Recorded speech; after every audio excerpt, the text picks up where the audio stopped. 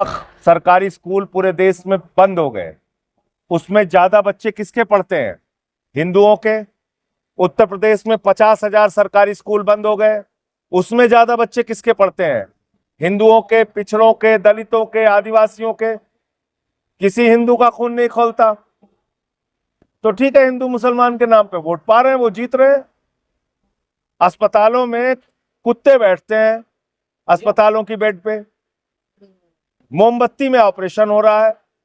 रोजगार नौजवानों को नहीं मिल रहा है। ये नीट की परीक्षा में जो पेपर लीक हुआ है, इससे किसका भविष्य बर्बाद हुआ? ज्यादातर 80% से ज्यादा हिंदुओं के बच्चे बैठे हैं उसमें। किसी हिंदू का खून खोला?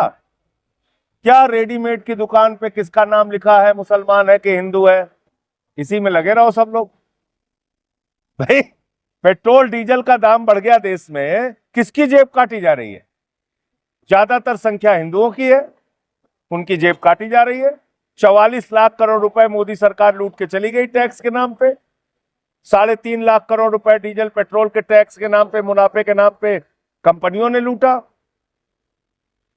अभी गैस का दाम बढ़ गया, तेल का दाम बढ़ गया, किसी को कोई फर्क नहीं पड़ रहा। पूरा विपक्ष और पूरा जो युवा है, बेरोजगार है, वो सड़कों पर है। उसके बावजूद भी सरकार जो है, देखिए, घोटाला करके जीतते हैं, पहली बात।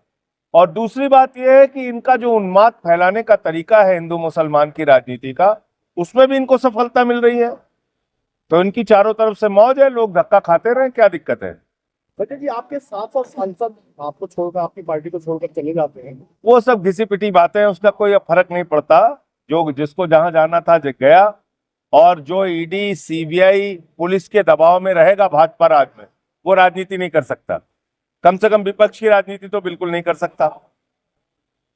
तो इसलिए जिसके अंदर हिम्मत होगी, दम होगा। हमारे साथ एक इसमें यात्रा में दीपचंद जी चल रहे हैं। उनको दोनों आंखों की रोशनी नहीं है, लेकिन उनको इस देश के लिए दर्द है।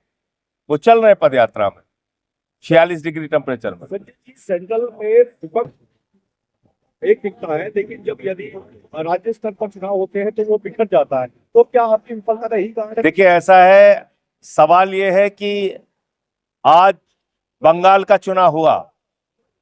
कौन कहेगा वो चुनाव निष्पक्ष है, जिसमें 27 लाख वोटर्स को वोट नहीं डालने दिया गया?